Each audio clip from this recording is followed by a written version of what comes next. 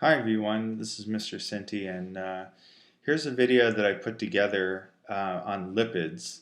Some of you may not be able to attend class because you're celebrating the Giants World Series, and so I thought I'd construct this video. I don't really know the technology well, as you're probably going to be able to pick up, but we'll give it our best shot. And so I want to talk about lipids.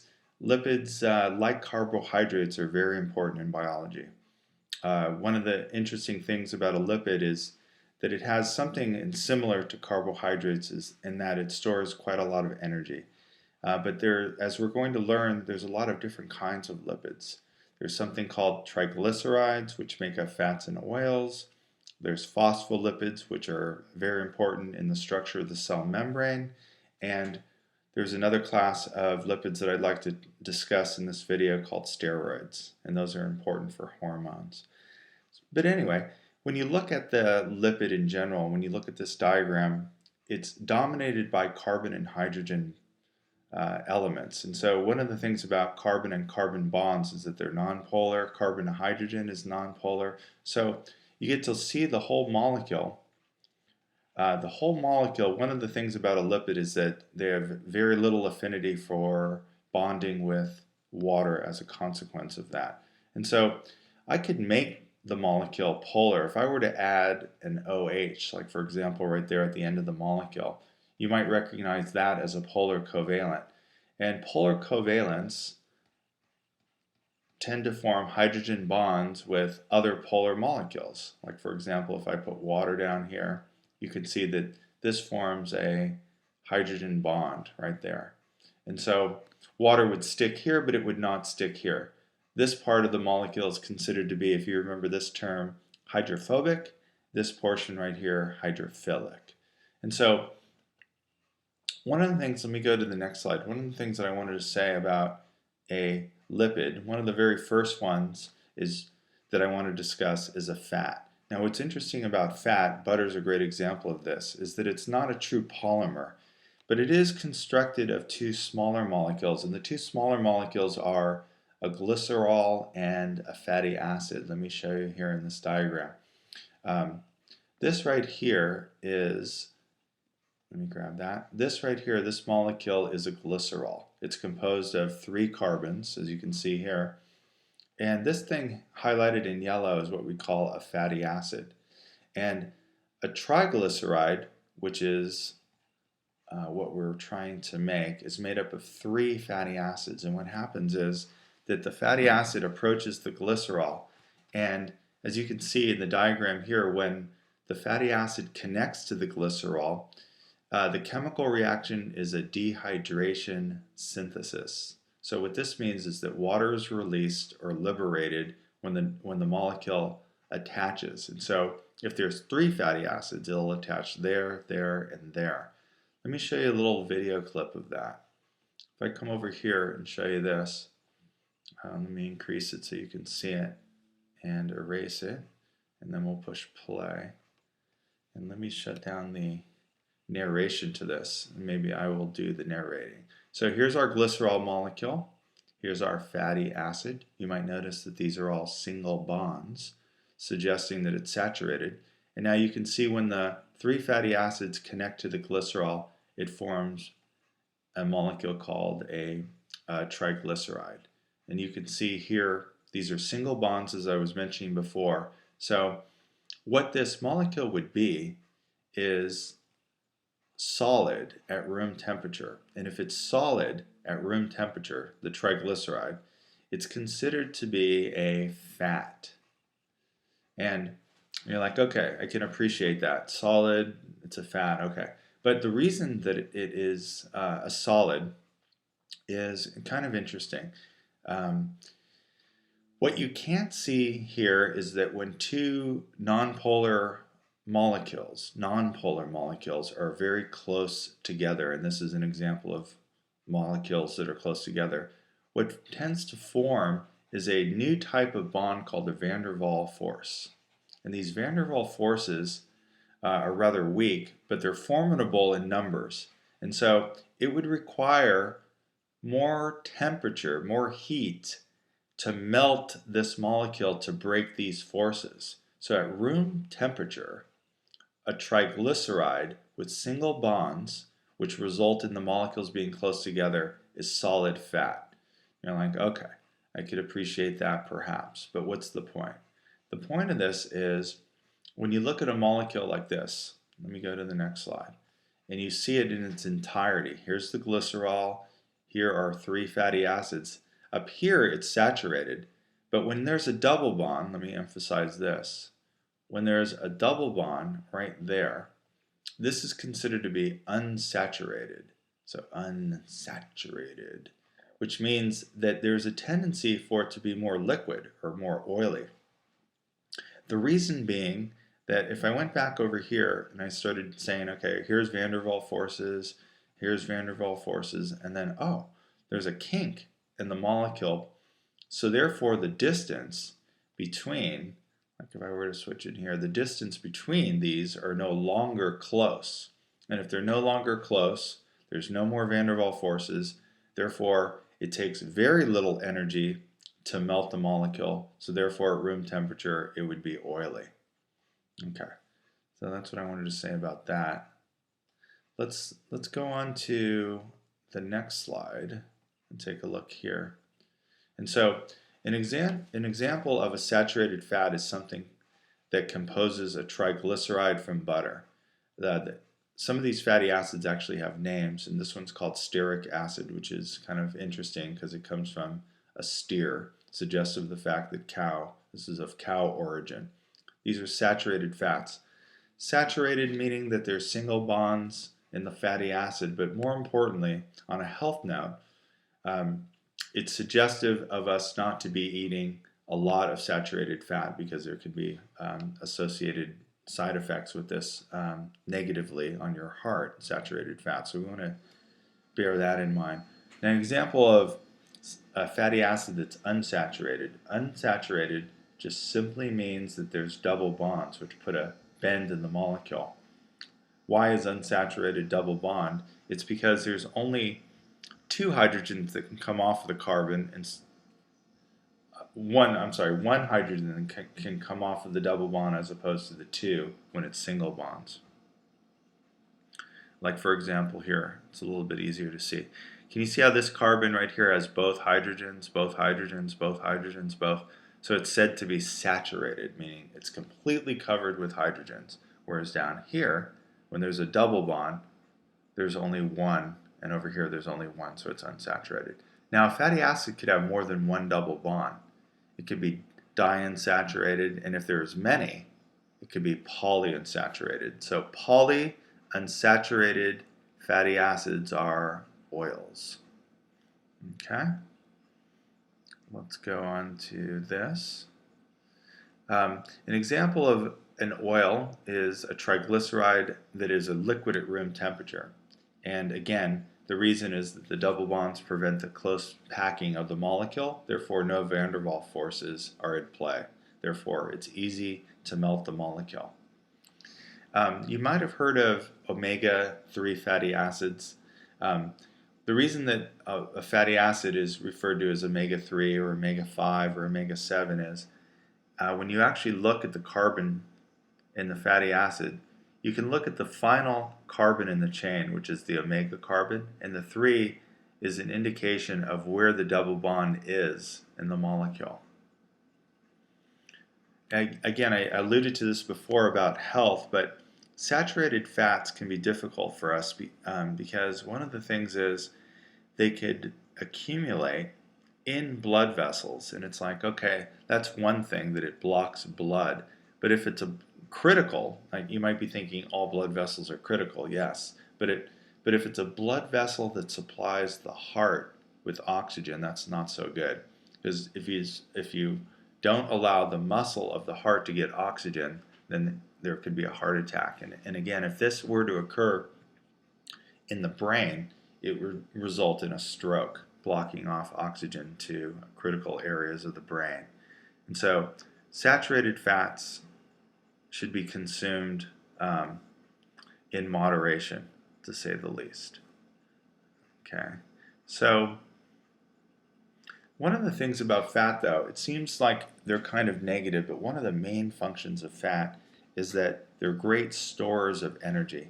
Again, one of the things about humans that we sometimes get away from us since food is so abundant is the fact that many years ago, when humans weren't guaranteed to have 3 meals a day, it was very advantageous that when you were able to get food, you were able to store it for days that you weren't able to be as lucky. And so fat evolved, or triglycerides evolved, to be a storage of energy. And so these are cells right here in the body in a type of tissue called adipose tissue. And so inside the cell, let me see if I can manipulate this. Let me give it a try. I'm going to go over here and say black and see how this works out. So if I draw a typical fat cell like this, and I said, okay, here's the nucleus, and let me draw a vacuole, which is this membrane container like this inside the cell. Inside the vacuole, you would have many triglycerides. And so this particular cell becomes a great store of energy, sort of like a gas tank that has lots of gasoline in it. It's very useful. And so, what's the point of this? Well, usually in the body, fat, as you may already know this, is closely associated with muscle. Like, for example, when you eat a steak, it's surrounded by fat. And so what happens is when you're exercising and the muscle needs lots of energy, what's going to happen is the body will use the energy from triglycerides and it will burn this. And so what will happen is eventually the triglycerides will be consumed. And it should be pointed out that you might be remembering that I mentioned that another type of storage molecule in muscle cells is a polysaccharide, which is a long chain of glucose. If you recall the name of that, it's called glycogen. Now, this is an excellent source of energy, but if I might say, fat is better. It has twice the calorie that does glycogen, and it's much lighter. Because the reason is glycogen has all of this water sticking on it because it's a very polar molecule. So water is very heavy. So as a result, muscle is very heavy. And if we were to store all of our energy in the form of glycogen, we'd be too heavy to move. And so having fat cells with non-polar triglycerides has really allowed humans great success to be able to move around and to be more mobile. And so I just want to point that out. Not only that, is that they cushion vital organs, meaning that we have fat surrounding, sort of like bubble wrap, we have fat surrounding all of our organs to protect them from trauma from the outside. And another critical role of fat is that it provides insulation. It's sort of like the insulation that we have in the house, which is right in between the wall and the inside. It helps to keep us warm. We have a little bit of adipose tissue, which is below the skin. That's what subcutaneous means. But we are not famous for this. Famous marine mammals, such as whales and seals, have a lot of blubber. And so I just wanted to say, all this fat, and but the truth is it stores energy and it keeps us warm and it cushions us. And of course, you have to believe it's important for those reasons. Now, the second type of lipid is something called a phospholipid. This is really important. This is a major component of the cell membrane. And this will come up a lot in our unit on the cell, but here's the first time that you might be hearing it. A phospholipid is a curious lipid because, as I was mentioning before, one of the main characteristics of a lipid is that it has no affinity for water. But a phospholipid does in one side of it, and it doesn't on the other side, and it's interesting. So what does it look like that gives it both a polar and a non-polar property? First off, it's very similar to a triglyceride. It's composed of a glycerol, which is right here, 2 fatty acid tails, and something called a phosphate group. Let's go to a better picture of this. And so let me see if I can highlight it here. This is our good old glycerol right there. Here's two fatty acids, which are shown here and here. And remember, another way of drawing a fatty acid is by just doing squiggly like this. So let me do that, squiggly, squiggly. If I were to do a third squiggly, it would be a triglyceride. But in fact, it's not a triglyceride, it's something called a phospholipid. So what makes it different? So it's got the glycerol, the two fatty acid tails, but notice over here. This is a functional group. It's a functional group called a phosphate. And what this phosphate does is, as you can see here, there's actually a negative charge to it. And if there's a negative charge, certainly water is going to be attracted via a hydrogen bond to a negative charge. I mean, if it's going to attract to another polar molecule, it's certainly going to attract to a negative charge. And so what's curious about a phospholipid is that it looks a little busy, but it could be drawn like a cartoon. You could say that that circle right here is a polar part, and these parts down here are nonpolar. So they kind of look like this. If you draw a circle and two swigglies coming down, it's something called a phospholipid. Let me go up here and do this blackboard again. So let me draw a phospholipid. I'll say that a phospholipid is made up of a circle of phosphate and two fatty acid tails. And this portion right here is the nonpolar. So this is, I don't like water. And this part up here, we'll say is the head, and this is the tails down here. And this part right here is polar. And you're like, yeah, what of it? Well, that just means that water will stick to the head. So there's water sticking to the head. And you're like, well, what's the point of that? Well, you know what's interesting is if, I don't know if you've thought about this before, but if you drew a cell like this, you might know, or perhaps if you thought about this, that there's water on the inside of a cell and there's water on the outside of the cell. So if you're going to make the cell membrane, you've got to have some kind of molecule that can handle both water on the outside and the inside, and the phospholipid is perfect for this. Meaning that, let me see, if I draw one single phospholipid like this, and if the membrane was composed of a single phospholipid, it would be trouble because water sure would like the outside, but it wouldn't like the inside tails. And so what's interesting, let me come back over here to the desktop if I can. What's interesting is the cell membrane, when biologists were trying to figure this out, they've decided that the phospholipids must be arranged in what's called a bilayer. Bilayer just simply means two layers. So check this out. Because the heads, I'll make the heads all yellow, because the heads are all like water, that would be great because there's water on the outside and there's water on the inside. So the cell, if you look at it in this light right here, you can see that a cell is made up of a phospholipid bilayer, and these red regions are polar, the yellow is nonpolar.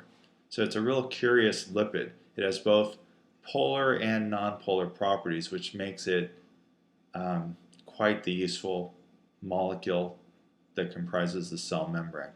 We'll certainly talk more about that in the future. Lastly, the third type of lipid is something called a steroid. Now, steroids sometimes have negative connotations. We hear on the news all the time that an athlete is performing enhancing steroids. And steroids are potentially used in the body for hormones. But one of the most popular steroids is something called cholesterol. And this is found primarily in butter, and it's also found in eggs. And what does a steroid look like? A steroid is a lipid, and one of the things that you can see here is that a steroid is made up of 4 rings of carbon. It doesn't have to have yellow in the middle, but there's 4 rings of carbon, and it's like, what's this on attached to the outside? These are what we'd call functional groups. And what's interesting is this happens to be a picture of cholesterol. Say I were to eat cholesterol, and it's like, okay, what am I going to do with this? Well, one of the functions of cholesterol is that the body puts it in the cell membrane, so it's useful. And one of the things about this is that, as I was alluding to before, when there's no van der Waals forces between the hydrocarbon fatty acids, it tends to be more oily. So if you stick cholesterol in between the phospholipids in the cell membrane, what it does is it reduces the van der Waals forces, making the membrane more oily. And if the membrane's more oily, it's more capable of moving. Let me go up here just for a second to see if I can show you that. If the cell membrane is capable of being a liquid, it's capable of stretching out and perhaps grabbing some sort of food item, like if it's going to eat something. The cell membrane needs to be fluid so that it can be more dynamic. It needs to be able to pinch in and divide, grab food, do all sorts of things. So it's advantageous for the cell membrane to be fluid, and cholesterol is useful this way. Obviously, too much cholesterol can lead to cardiovascular disease for the same reason that we mentioned saturated fats. It tends to accumulate inside blood vessels, and that's troublesome. So one of the final things that I want to say about steroids is that because they're used as hormones and these functional groups determine what the steroid is, the body's rather clever. It can eat cholesterol, switch the functional groups around, and make various hormones as they need. In other words, I can eat an egg for breakfast and get cholesterol, and then remove some of the functional groups and make testosterone out of it, or make estrogen out of it, or progesterone, or aldosterone, and so it's very useful. So steroids are a class of lipid that can be used as steroids, which are chemical messengers in the body that do all sorts of things, and they can be found in the cell membrane like cholesterol that help to keep the membrane fluid. So there's our discussion of lipids, and I hope you enjoyed it. Let's see if we can turn this off. I'm not sure how we do it. Let's see if we do this, see if that works.